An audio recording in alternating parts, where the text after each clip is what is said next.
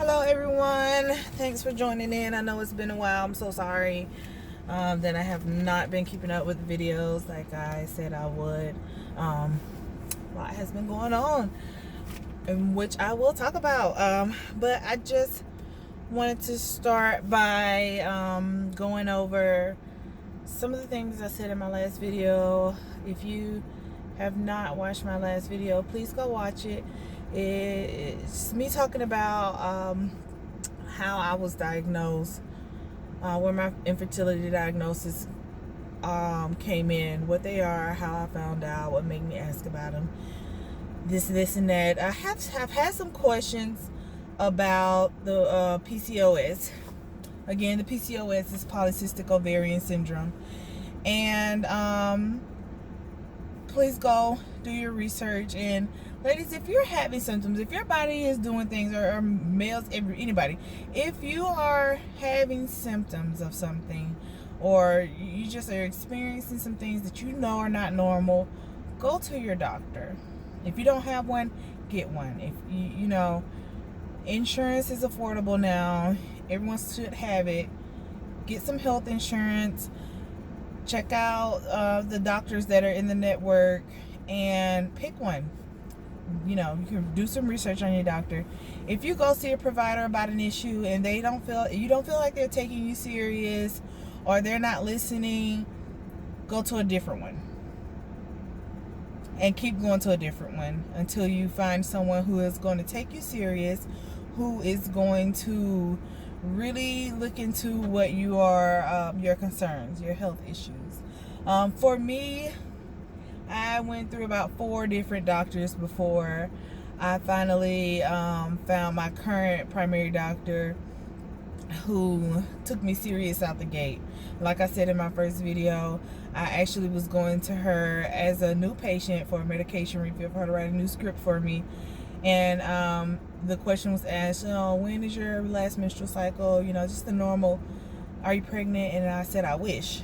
And that's when she took it upon herself to start me with, she asked me how long I've been trying. I told her, and I told her some of the symptoms I've, been experiencing, and that how I felt like I had PCOS because I did some research on it. She started the testing, and then shortly after I was diagnosed. She sent me to do an HSG, is where they check your fallopian tubes for blockages or polyps or cysts or things like that, and found out that I had 1 blocked fallopian tube. Now, like I said before, these things, I took it hard, and I know a lot of women who take these types of diagnoses hard. It makes you embarrassed and feel bad, and you start looking back over, what all did I do? How did this happen? Sometimes it is the person's fault, they did this or they did that, and or they've had a surgery. I won't say it's fault, it's because of something that happened to them. But in my case, it's not. There's nothing that I did, or didn't do per se, according to my providers, that left me with these issues. There's no way to say. So most likely it was just hereditary issues. But anyway, so moving forward, after I was diagnosed, my provider gave me a referral to the REI clinic, or infertility clinic, to speak with the doctors. So I had my first consultation with the doctor, I want to say, was it last year, 2017, around the summer, around May, and they looked over all of my test results from the HSG and my hormone levels and things of that nature, and they suggested that I try a stimulation medication called Clomid. What Clomid does is it helps me, it stimulates my ovaries. I'm sorry, I just got off work. I'm a little tired, but it stimulates my ovaries so that follicles can grow, and I can it helps me to produce a very healthy, mature egg.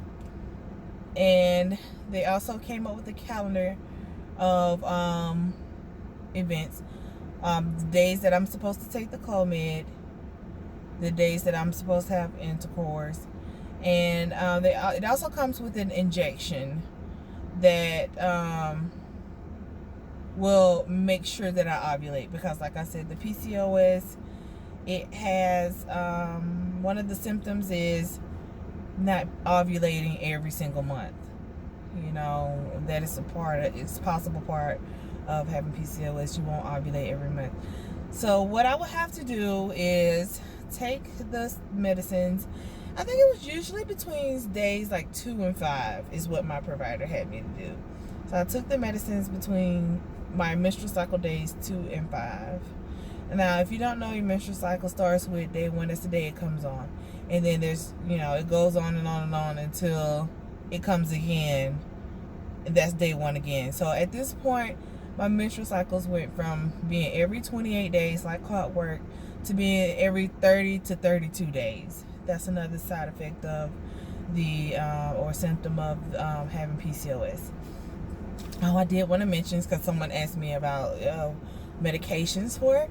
My provider started me on metformin, 500 milligrams daily. The metformin, for a lot of people, it helps. I think it helped me a little bit. It helped regulate my cycles to a set number of days, because I was going a few months where some days it'd be 30, some days it'd be 32, some days it'd be whenever. I mean, some months or whatever, it'd be whenever. But taking the Clomid, I was about 30 or 31 days every month consecutively. As far as helping me lose weight, it did not help me lose weight at all. Facial hair, it did not help with the facial hair at all. The hair loss, it did not help with that at all. The depression, the mood swings, did not help with any of that. The only thing it helped for me is to help my cycles come on a more regular basis. I know a lot of you are like, wait, metformin is for diabetics. It is not only for diabetics, and it does not affect your your sugar levels if you're not a diabetic.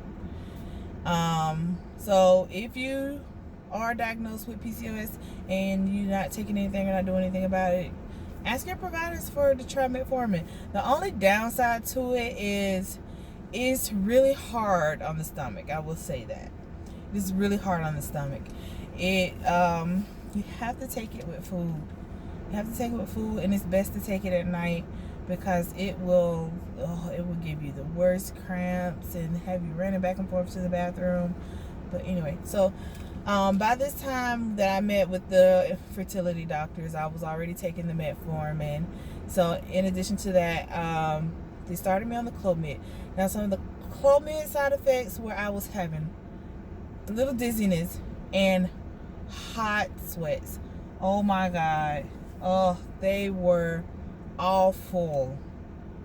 Hot flashes, and I would just randomly start sweating. I would be out. I would have makeup on, and it was so bad. But in my mind, it was worth it.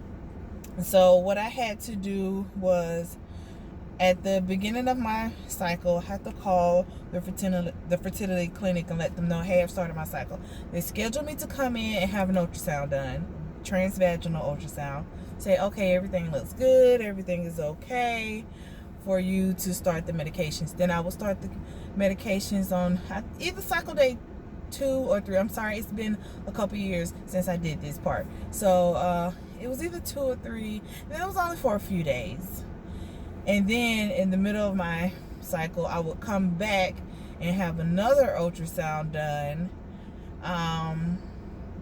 to make sure that the medicine actually worked, that my follicles are growing, and that they are at the size that the provider wanted them to be, which was usually like 18 or above. I think is the size of 18.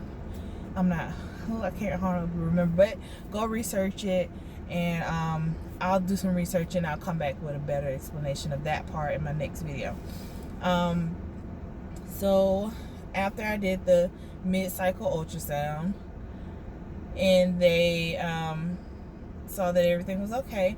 They would give me an injection, and it comes in a little device where it's already like preloaded, and all you have to do is put it in the spot and push the button. So I would take this at a specific time of my cycle, instructed by my providers. They give you a calendar too. And what it does is within 72 hours, I will ovulate. So they would say, okay, you guys need to do the happy dance, have intercourse on this day, and this day. And that's going to be your best chances. So I would take the injection in my stomach and then, try that way. I think we did 2 or 3 cycles of that, and it didn't work. And actually, we did 2 cycles with the Clomid. Then the 3rd cycle, I asked to switch to Femara, because by this time, I'm doing my research. I'm learning a little bit more, learning about different medications, and I heard that Femara works better. So I tried the Femara, and it did. It made me feel so much better. I didn't have the hot flashes or the sweats, didn't have the dizziness or nausea, anything with it. And it made my follicles grow faster and more healthy. So, but it did not get me pregnant. So by month 4, we decided to move on to IUI, which is intrauterine insemination. So it's the same process with the time intercourse, as far as, doing the transvaginal ultrasound, starting the stem meds, and then having another ultrasound to make sure the meds are working. But instead of having timed intercourse, we would go to a clinic, and my husband would give a semen sample, and they take the semen and they wash away all of the outside stuff, and they clean it and count it, make sure that it's moving good, it's healthy, there's a lot, and then they put the good stuff in a little tiny vial, and we take it over to our doctors, and it has to be done within like an hour or 2. We have to get it from one place to the other, and they take his semen and put it in a catheter and put it back inside of me at the right at the base of the uterus. So, and what this does is it's putting healthy sperm as close to the egg as possible. It's making so it has less of a journey to make. There's less sperm dying before it makes it to the egg, so you have more chances of getting pregnant. And my husband had to go through an entire workup too before we started the fertility treatments. He's, of course, there's nothing wrong with him, nothing wrong with his sperm, but they did make him, and they will make both parties go through testing, which all the men really do is a semen analysis. If there is an issue with the male, if there's a male factor, there are medicines that they can take, procedures that they can have. I don't know personally about any of those, because like I said, my husband was good to go. So back to the IUIs. It was stressful going through those, because it was like a waiting game after. I just want to lay with my legs up, and then they also tell you that you can go home and have intercourse, or continue to have intercourse over a few days, just to better increase your chances of getting pregnant. But it's with the IUIs, once you did the injection to initiate ovulation, the IUI was done 48 hours later. So these treatments are very time sensitive. They are very time sensitive. Everything depends on your menstrual cycle days, how your body responds to the medicines, and things of that nature. So requesting off work and, holidays, cycle days falling on holidays or weekends also plays a role into it. I was lucky enough to work a job where my supervisor and my co-workers were very understanding, and they didn't ask a lot of questions, but they were very supportive because they knew that I was trying to have a baby and I was trying to make a baby. So fortunately for me, whenever I needed to go have these ultrasounds done or go do my IUIs or anything, I was able to just let them know. But a lot of times it's only going to be 1 or 2 day notice that you're able to give your jobs. My husband was able to be with me most of the times, but with him being in the military, it was hard for him to be there all of the time. Really hard. And it was hard on him when he couldn't be there, because he's just excited and eager as I am, and he wants to be there every step of the way. So it was hard for him not being there for every single one of the ultrasounds and things of that nature. But he had to be there for the IUI, so we needed him. So for those who want to try an IUI but doesn't have the male partner, or your male partner is unavailable, there is always the option of freezing the sperm. We never did that because we didn't have to. My husband was pretty much available. But you do have the option to freeze sperm. Then when it's time for the insemination part, they can work with the frozen sperm. So after the IUIs are done, you are supposed to wait a couple weeks before you test. Of course, I never waited a full 2 weeks. I always started testing early out. But, you know, my menstrual cycle always started over before I could even get, you know, excited about anything. So we did a total of 5 IUIs. So we did 3 rounds of time intercourse, and 5 rounds of IUIs. By this time, that's 8-9 months worth of fertility treatments. And there were a couple months where we had to skip because either he wasn't available or the day fell on a holiday. For us, where we are, the fertility clinic that we used, it only cost us $100 for the washing of the sperm. Everything else was taken care of with insurance. It's not the case with all insurance. We have TRICARE, so TRICARE Prime, so it takes care of a lot. But you'll have to check with your insurance company to see how much an IUI will cost.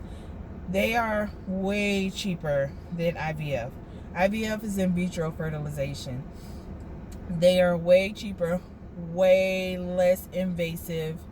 If you have all the parts and they are working, they're just not really working together, I would advise IUI. Start with an IUI. Try 2 or 3, you know. According to my providers, I prefer for you to try 6 before you move forward.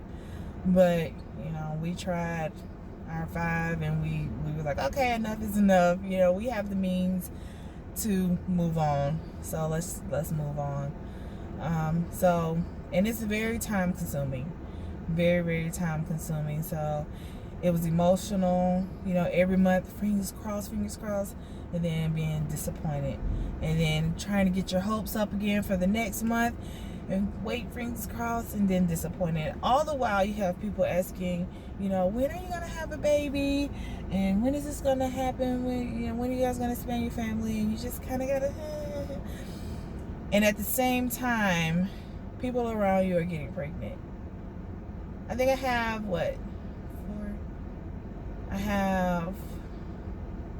I had 2 nieces and 2 nephews in the amount of time that I've been trying to get pregnant. I have a cousin who's had a baby, another cousin, no, 2 baby cousins. Yeah, 3 baby cousins, and I'm just like, I'm still waiting. Still my turn. I got a cousin who's pregnant now. Congratulations. I am so happy for you. But it's hard. It is hard because you're like, when is it my turn? You know, when am I gonna... I had co-workers who were getting pregnant, having their babies, and then pregnant again. in this whole time that I've been going through all these fertility treatments trying to get pregnant one time. So it's stressful. You know, it's very stressful. And then the doctors tell you it's not good to stress. Stress constricts your blood vessels, and you know, you don't get good blood flow down to the uterus and all this and that. So it's hard not to stress. So once we decided to move on to IVF, the military hospital here had a long waiting period. Like all their cycles for the following 3 months were completely full, and I did not want to wait that long. So I decided to go with another clinic, an outside clinic, because the job I was working, I had a second health insurance with them also. It was one of the things I love about living here in Hawaii is their health insurance includes fertility treatments. Very good clinics here, very good insurance here. So moving on, because I don't want this video to be too long. Let's talk about IVF. We had an initial consultation with the doctor at this new clinic about what to expect, what we wanted. And I had all of my records gave a copy to this new place, released over to this new place. And I always keep a copy of my medical records at home. Every few months or so, I'll get a copy. Just I can have updated medical records of my own. So he knew what was going on with me. He knew about my PCOS. He knew about my high blood pressure. He knew about my blocked tube. He knew how many times we tried IUI and time intercourse. And his words were, you know what? If it was going to work, it would have worked by now. So I think you guys made the right decision to move forward with IVF. Now, with IVF, most insurance companies will only cover one cycle for a lifetime. So that one cycle that they are covered, but you have to meet certain criteria in order for them to pay out. And for me, it was the fact that I have blocked tube, and we had been trying over X amount of years at that point. So the insurance company did approve me for one cycle. Total cost of the cycle, just the cycle, was $3,800, and that was just to do one IVF cycle from start to finish. Now, in the IVF, your eggs are taken out, and your spouse's or your partner's sperm is used to fertilize eggs, and you end up with an embryo. You know, eggs that have been fertilized, and they start to grow, and they grow for a few days.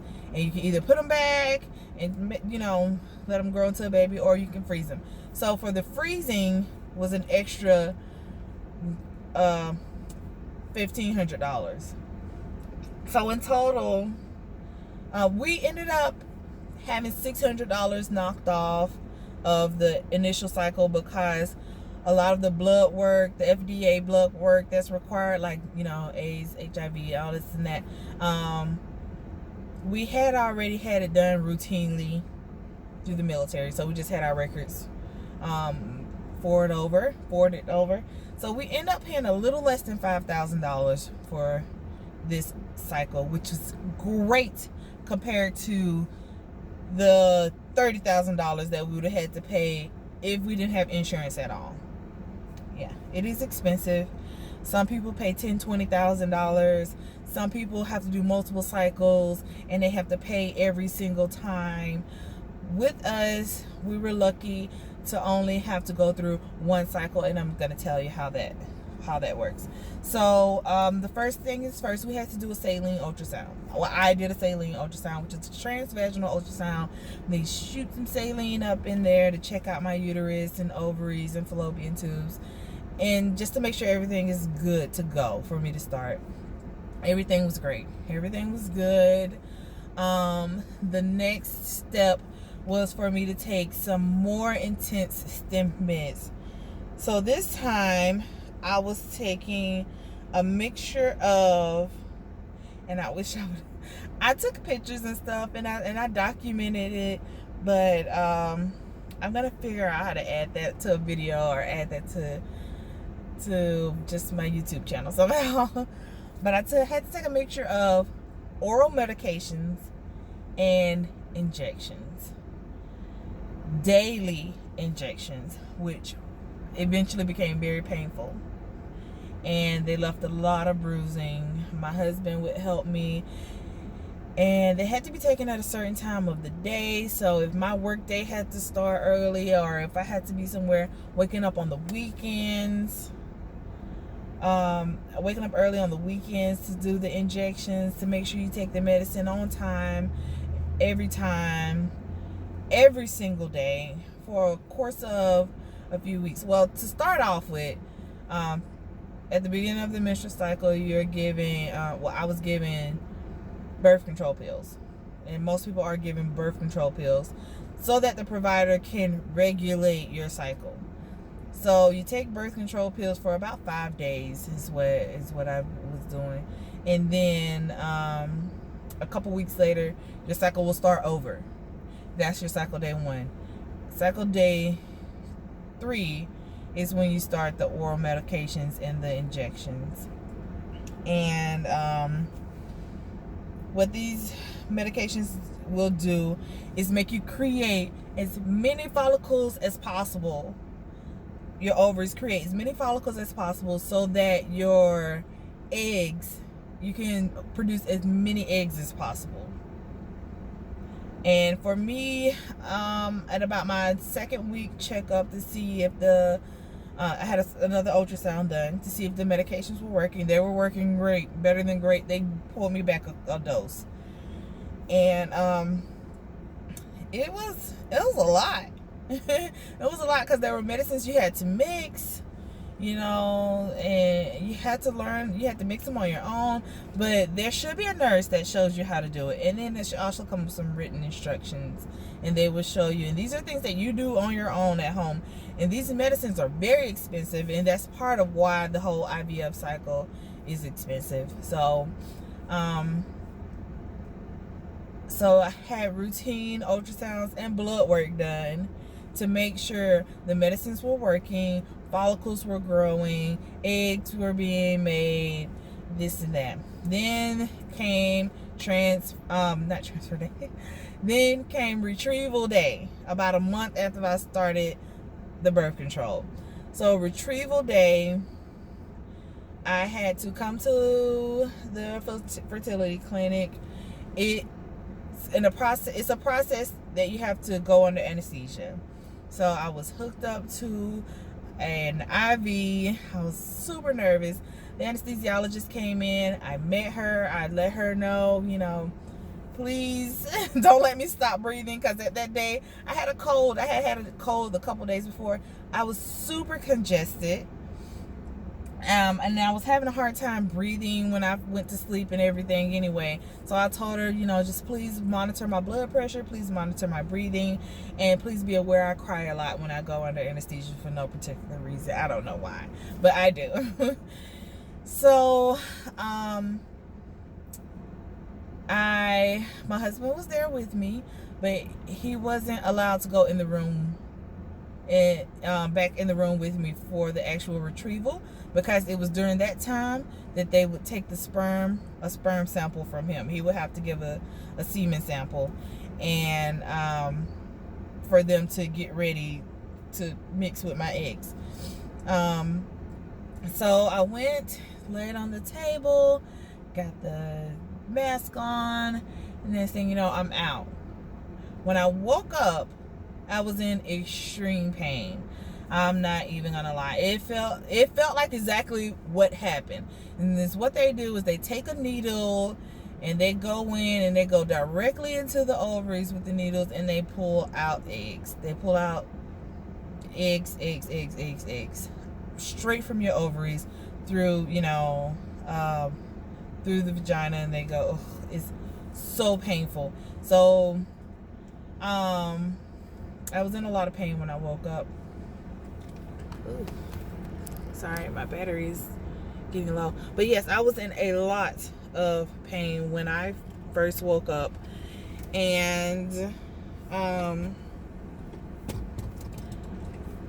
I was eventually told that the provider retrieved 40 eggs, which is a lot of eggs. If you decide to do some research, you know that's way above average.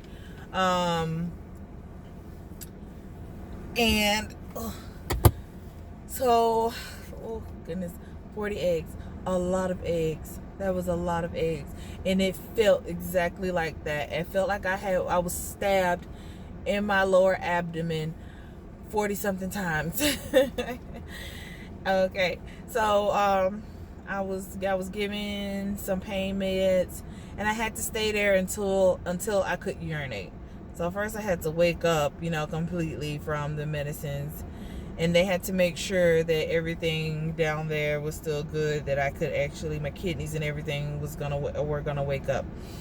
So once I urinated, I was free to leave. I was happy to hear that we got 40 eggs. So the next step would be, so a regular IVF cycle, they will put the eggs in a dish and then put the sperm in the dish with the eggs and just let nature take its course, let the sperm fertilize the eggs on their own. But for me, because it came with my cycle, because my insurance covered it, I decided to go with what they call ICSI. And that is when they will take one egg and one sperm, and they will inject that one sperm directly into the egg. They don't wait to see if the sperm can get in the egg and fertilize it on its own. They put the sperm right in there to increase the chances of fertilization. So at the clinic that I went to, they exceed 27 eggs. I don't know what they did with the rest of them. I didn't want to think about it because it made me sad. So 27 eggs were exceed. 24 of them fertilized. I don't know what happened to the other 3. Not going to think about it.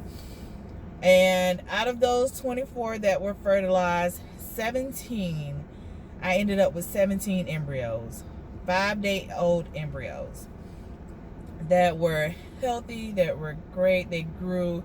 They did what they were supposed to do. I think the other ones did not grow fast, or they were defected or something, so they disposed of them. So after this,